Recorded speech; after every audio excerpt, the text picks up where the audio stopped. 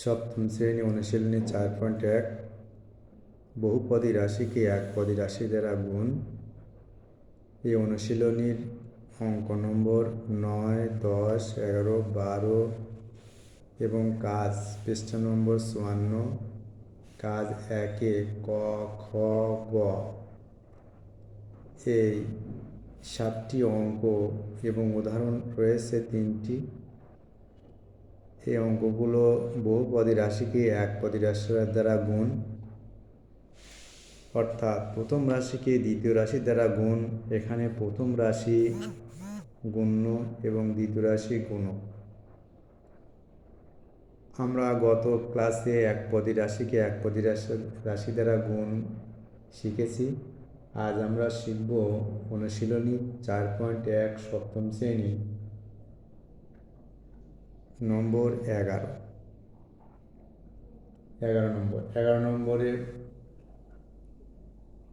বহুপদী রাশি 2a² - 3b² plus c² এই রাশিকে একপদী রাশি a³ × b² দ্বারা গুণ, অর্থাৎ এটি প্রথম রাশি বহুপদী, এটি দ্বিতীয় রাশি, এটি একপদী। প্রথম রাশিকে গুণক বলা হবে এবং দ্বিতীয় রাশি, প্রথম রাশি গুণ্য এবং দ্বিতীয় রাশি গুণক।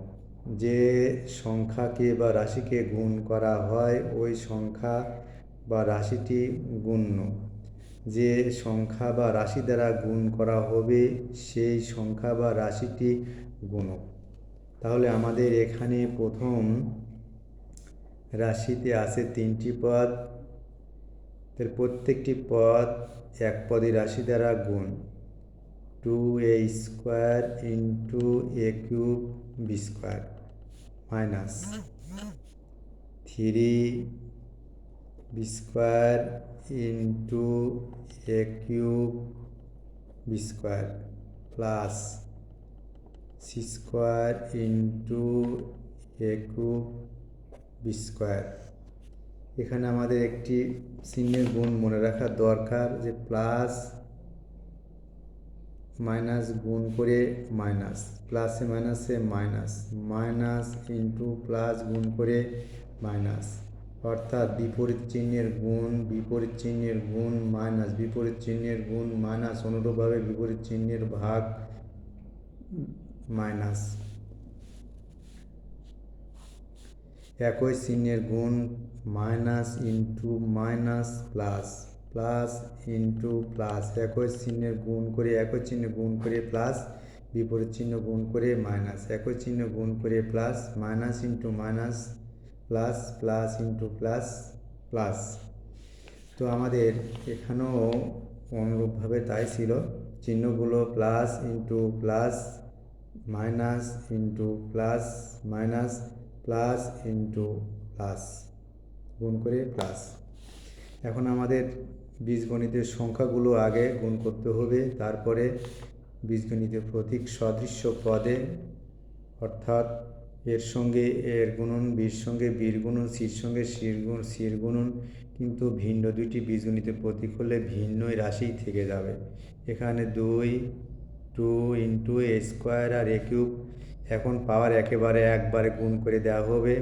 এ ভিত্তি এ গুণন চিহ্ন পাওয়ারগুলো যোগ, 2 আর 5 যোগ, 2 আর 3 যোগ করে 5 ইন্টু কি আছে b² মাইনাস 3, এখানে a² a³ b², তাহলে a³ আগে লিখব, যেহেতু ভিন্ন প্রতীক বির সঙ্গে b² গুণ হবে, বি তার পাওয়ার এখানে 2, এখানে 2 গুণনের জন্য পাওয়ার সূচকগুলো ঘাতগুলো যোগ হবে, যোগ 2 আর 2 যোগ করে 4 প্লাস, এখানে কোনো বীজগণিতের সংখ্যা নেই এজন্য এর সংখ্যা লিখব না আমরা, সহগ 1 আছে শুধু।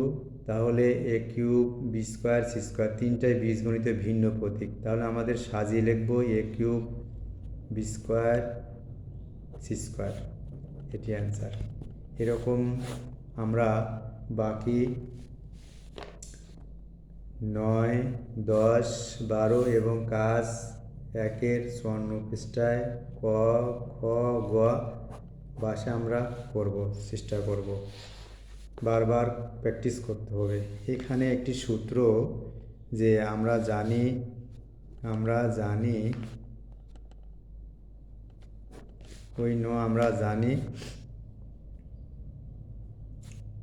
সেটা হচ্ছে যে a to the power m into a to the power N.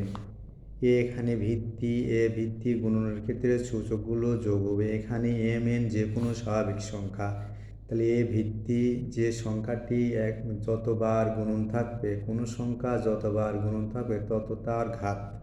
তাহলে এখানে এম সংখ্যক বার গুণ আছে, এখানে এন সংখ্যক বার গুণন আছে।